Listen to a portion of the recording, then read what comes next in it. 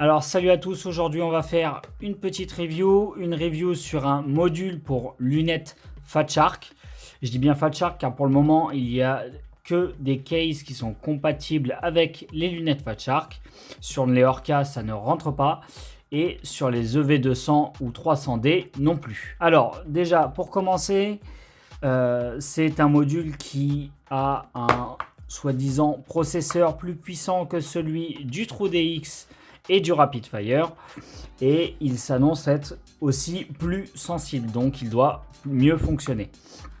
Alors déjà on va le sortir de sa boîte. Comme vous pouvez voir, la boîte est relativement simple, il n'y a rien dedans tout simplement. Vous avez le manuel au dos à flasher avec un QR code et c'est tout. Alors en faisant un petit tour du propriétaire. Pour le moment, ce que l'on peut voir, c'est que déjà nous sommes en SMA. On a un petit joystick de contrôle ici, un ventilateur et nous avons une prise USB de ce côté. Alors, ce que je trouve déjà très classe, c'est que Foxeer nous l'a envoyé avec notre logo gravé et je trouve ça vraiment appréciable de recevoir un petit module personnalisé. Je ne sais pas si ça va être encore disponible par la suite lorsqu'il sera mis à la vente pour tous.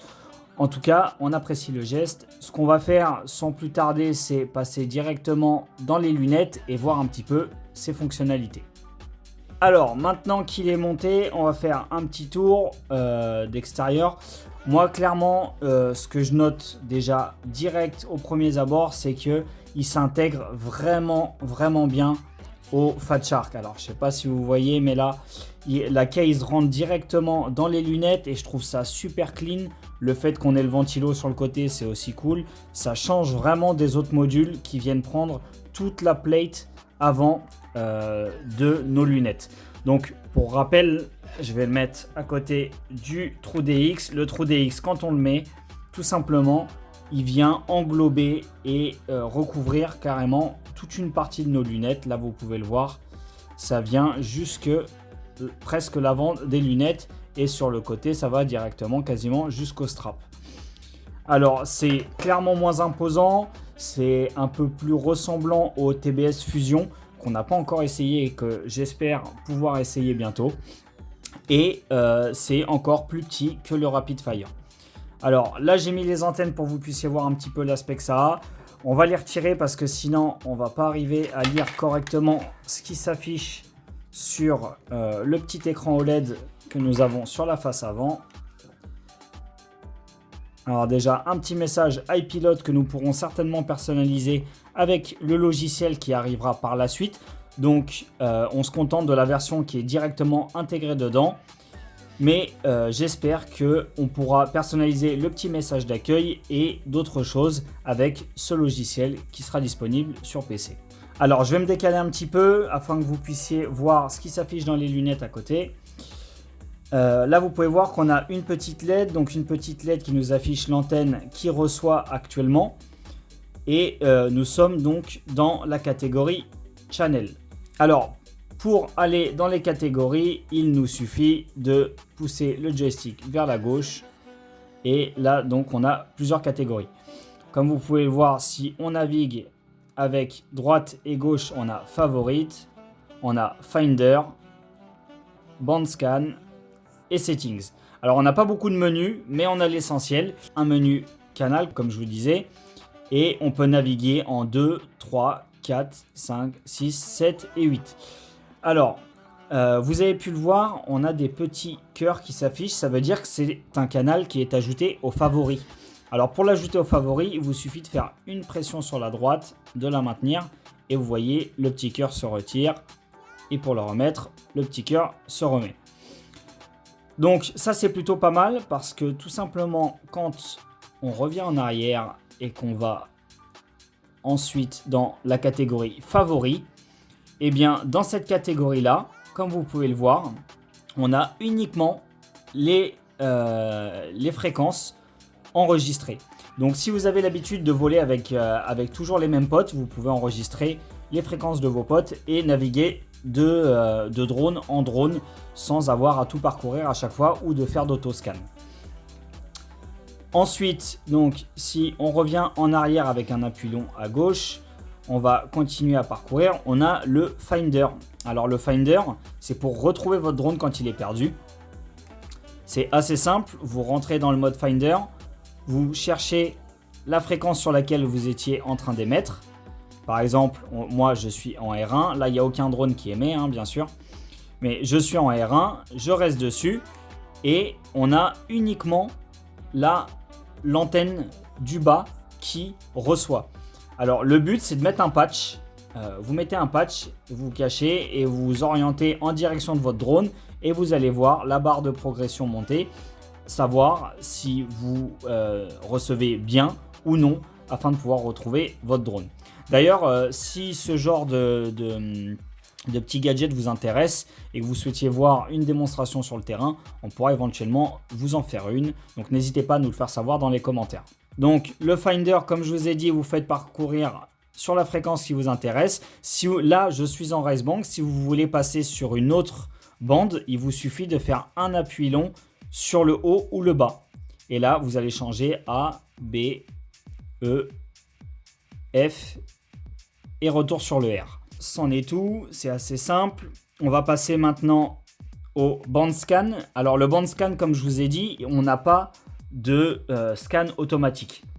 Alors moi je trouve que le scan automatique c'est trop aléatoire, ou plutôt nos VTX ne sont pas assez précis. Je ne sais pas qui est fautif là-dedans, mais en tout cas ce band scan là que nous propose Foxeer, il est plutôt cool parce qu'en fait vous scannez tout simplement une bande complète. Donc là, les petits traits que vous voyez, c'est la 1, la 2, la 3, la 4, la 5, la 6, la 7. Pour vous montrer, je vais allumer un drone juste à côté. Donc là, ça va vous parler un petit peu plus. On voit que ça émet sur la bande R1. Donc là, je suis en 6. Je vais descendre. Vous voyez le petit trait, il navigue jusque le R1. Et en R1, après, si vous voulez rester dessus, il vous suffit d'appuyer et vous repassez tout de suite en canal. Alors, pour rechercher à nouveau, on retourne dans band scan. Vous pouvez également naviguer avec haut et bas dans les bandes afin de les parcourir si vous n'êtes pas en race band. Alors, je trouve ce mode beaucoup plus rapide, comme vous pouvez le voir de l'extérieur et même des lunettes d'ailleurs. On voit très vite laquelle fréquence est occupée et on arrive très vite à retrouver notre drone. Donc l'autoscan c'est bien, mais je trouve pas que ce soit très indispensable. On va maintenant revenir en arrière et on va aller dans Settings.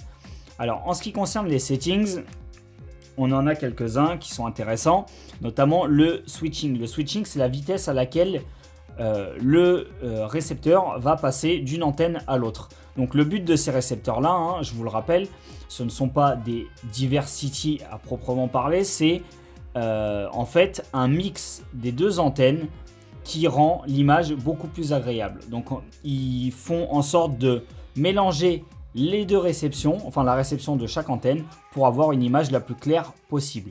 Donc le switching au plus rapide, je pense que c'est la meilleure option. Si jamais ça ne vous plaît pas, il vous suffit de changer avec une pression. Vous passez de slow à off. Si vous êtes sur off, vous avez uniquement l'antenne du bas qui est disponible. À l'inverse des autres récepteurs comme le TrueDX, où l'on pouvait désactiver le mixage des antennes et passer en diversifié normal. Là pour le coup, quand on passe en switching off, on a seulement une antenne et donc du coup nous ne sommes plus en diversifié et nous ne sommes plus non plus en mixage d'antennes. Nous passons en fait sur un récepteur classique avec une seule antenne. Pour le coup, moi le diversifié je m'en sers que très peu et au final, maintenant qu'on a des récepteurs qui fonctionnent très bien et qui mixent les deux antennes pour avoir une image au plus propre possible avec le moins de glitch possible, eh bien je ne vois pas l'utilité de passer sur une antenne simple. Donc ils nous ont laissé le choix, c'est sympa. On a malheureusement pas accès au diversifié, ça aurait été pas mal d'avoir un mode off et un mode diversifié, donc c'est un peu dommage. Après on a OSD menu, donc forcément OSD menu, quand j'appuie dessus, vous pouvez le voir là, eh bien, ça désactive tout simplement l'affichage de l'OSD dans les lunettes. Donc, on va le réactiver. Ensuite, on a Show RSSI. Donc, le RSSI, donc là, l'affichage des barres en haut à gauche de notre écran. Si on appuie dessus, centre, barre RSSI. À droite, les barres RSSI. Et après, on a Left Digital RSSI. Donc, ce sont les petites barres de réception comme sur votre téléphone mobile. On peut les placer également au centre ou à droite. En parlant de ces trois options, enfin ces deux possibilités d'affichage avec ces trois positions, j'ai pu remarquer un petit souci au niveau de l'emplacement. Alors, je vais clairement me décaler. Sur ce mode, quand on le colle à gauche, donc ici, vous pouvez voir que sur les HD 3, eh bien, les barres sortent légèrement de l'écran. Je dis bien légèrement parce que quand vous êtes sur l'affichage au centre, vous pouvez voir que sur les HDO2, eh bien, il y a clairement la moitié de l'affichage qui n'est pas visible. Alors, je ne le savais pas, mais au final, j'en ai conclu que les HDO2 zoomaient légèrement l'affichage de notre caméra. Du coup, ça sera à comparer avec les Orca si c'est le même souci. C'est intéressant de le voir, ça veut dire qu'au final, on perd un petit peu de champ de vision de nos caméras et clairement, je trouve ça dommage. Je trouve ça dommage parce qu'en fait, les champs de vision s'augmentent de plus en plus afin d'avoir un confort vraiment optimal. Et pour le coup, si à chaque fois nos lunettes nous croppent ne serait-ce que 10% de notre écran, c'est un peu avoir un champ de vision très large pour pas grand-chose. D'ailleurs, on peut voir que ça zoome tout simplement parce que quand vous regardez ici de ce côté sur l'enregistrement du DVR des HDO, eh bien là, on voit que les barres sont quasiment aussi visibles que sur les HD3. Alors j'espère que Foxeer va faire une petite mise à jour afin qu'on puisse placer l'OSD où on le souhaite parce que pour le moment, on ne peut pas profiter pleinement de cette fonction. Alors, revenons à nos options. On a donc, comme je vous disais, le RSSI. Moi, je vais le désactiver tout simplement parce qu'il ne s'affiche pas correctement dans mes lunettes et c'est dommage. Je m'en servais beaucoup dans mon True DX. Ça me permettait d'un petit peu de jauger jusqu'où je pouvais voler avec la réception vidéo. Après, on a le FS Switch qui veut dire Fat Shark Switch. En fait, ça vous active ou désactive ces boutons-là. Donc, quand vous êtes en mode favori ou en mode canal, eh bien, vous pouvez passer sur les canaux suivants avec les boutons canaux supérieurs et canaux inférieurs. Alors, pour le coup, moi, je le laisse parce que je vais rester en mode favori et je vais passer de fréquence en fréquence avec les boutons des lunettes. Après, on a accès à All Bands, donc All Bands qui active les 72 canaux disponibles. Je vole principalement en race band et les potes avec qui on vole également, donc je ne vois pas l'utilité d'afficher les 72 canaux qui existent. Ensuite, on a la possibilité d'allumer ou de couper le ventilo. Donc, quand j'appuie dessus, vous pouvez voir que le ventilo se coupe et là, il se rallume. Donc, je ne sais pas si vous entendez, il est assez bruyant. Mais je pense que c'est important de le laisser parce que le module, je l'ai dans les mains et il a tendance à chauffer plutôt pas mal. Alors, de toute façon, les lunettes maintenant, on a de plus en plus de lunettes avec des boutons on-off. Je pense que si c'est un peu trop bruyant et que ça nous agace, il nous suffit de couper les lunettes régulièrement. Et ensuite, nous avons terminé avec les réglages. Eh bien, comme vous pouvez le voir, c'est un module qui est assez simple. Il me rappelle un petit peu le Rapid Fire dans ses fonctionnalités. Tout simplement parce que on n'a pas énormément de possibilités de réglage. Le but, c'est que ce soit facile d'utilisation et surtout performant. Alors, on va faire un petit récap des bons points et des mauvais points. En mauvais point, déjà, c'est le manque de compatibilité pour le moment. Je dis bien pour le moment parce qu'il est tout juste disponible à la vente. On l'a reçu un petit peu en avance grâce à Foxeer. Et du coup, on n'a pas encore de baies en plastique compatibles avec les Orca. C'est pas non plus compatible avec les EV200D ni les EV300D. Donc c'est exclusivement disponible pour les Fat Shark. Il est compatible avec tous les types de Fat Shark et heureusement d'ailleurs. Ensuite, encore un mauvais point, je dirais, c'est la fonctionnalité du joystick. Là, la fonction joystick, elle est, on va dire, pratique, facile d'utilisation, mais uniquement de l'extérieur. C'est-à-dire que si vous avez les lunettes sur le nez et que vous essayez de toucher au joystick, déjà, il est difficilement sensible au niveau du doigt parce que, vous avez pu voir, on a un form factor qui est assez brut avec des angles et on arrive difficilement à localiser le joystick du reste du module. Alors, de l'extérieur, en tout cas, c'est très facile d'utilisation, donc c'est un bon point. Il n'y a pas énormément de fonctionnalités, ça plaît à certains comme ça peut déplaire à d'autres. Moi, personnellement, je déteste les choses remplies de fonctionnalités et même parfois brouillon. Donc, j'aime bien quand les choses sont sobres et claires. Donc, le manque de fonctionnalité, moi, me convient. Je dis bien le manque de fonctionnalité, surtout par rapport à l'autoscan. Il y en a qui ne vont pas apprécier. Moi, personnellement, je m'en fous, je m'en sers jamais. Et je dirais même, c'est bien mieux d'avoir un scan manuel beaucoup plus lisible que sur les autres modules. Maintenant, on va parler du prix. Je trouve que le prix, c'est un bon point parce qu'il est affiché à 90 $, je crois, sur le site de Foxeer. Et il doit être aux alentours de 80, pareil, aux alentours de 80 €, je crois, sur Banggood. Donc avec un code promo, il y a toujours moyen de tirer le prix vers le bas et d'avoir du coup un module qui en principe sur le papier est aussi performant, voire meilleur que le Rapid-Fire et le TrueDX pour bien moins cher parce que on a le TrueDX aux alentours de 90 € et on a aussi donc le Rapid-Fire aux alentours de 120 € et c'est vraiment très très cher pour un module. Alors voilà, c'en est tout pour la review de ce petit Wildfire.